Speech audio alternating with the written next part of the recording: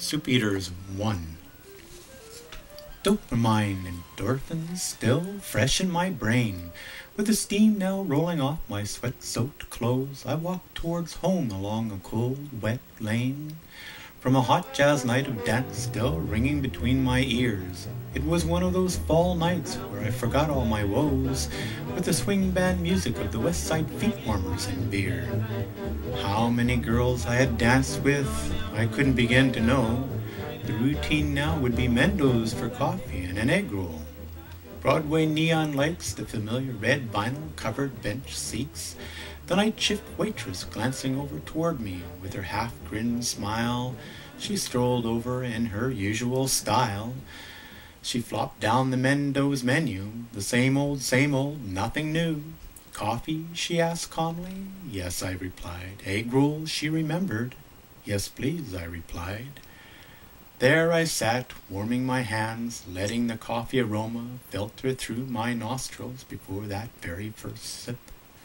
When I noticed the old soup-eater from his ailing moans, he sat there 2 booths up from me, as I noted his grunts and his groans. His old hands shook while lifting a wide spoon to a quivering lip. Oh, how I wish he wouldn't slurp. If he could please just keep it to himself.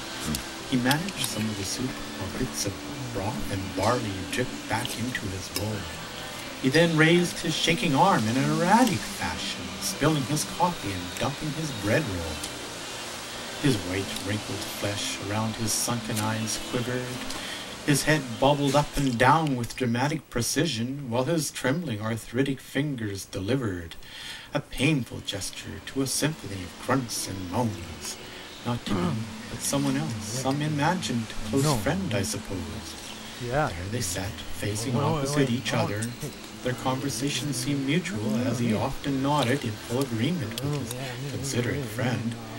Our waitress came over to my table just then, dropping 2 egg rolls, soy sauce, napkins, and a fork. I opened it up, observing the bean sprouts, peas, and small bits of pork. While spreading the salty soy sauce over my egg rolls, I heard his old incomprehensible voice once more. The soup-eater now, shaking his head violently back and forth. Soup bits of chopped green onions splattered on the table and floor. Oh, he was angry now. No. What was said between those two, I wish I only knew. A moment later, he was silent, his shaking hand raised soup to open lips. His eyes focused in anger at his imagined friend, lover, his wife, or maybe his mother. From a travel bag, I reached for my sketchbook and pen.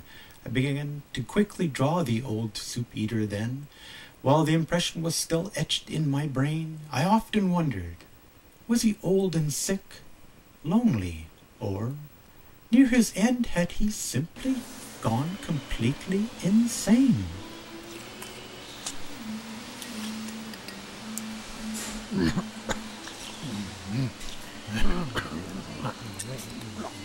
No.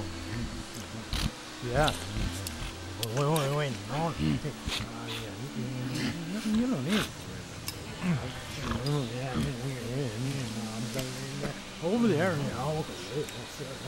Right.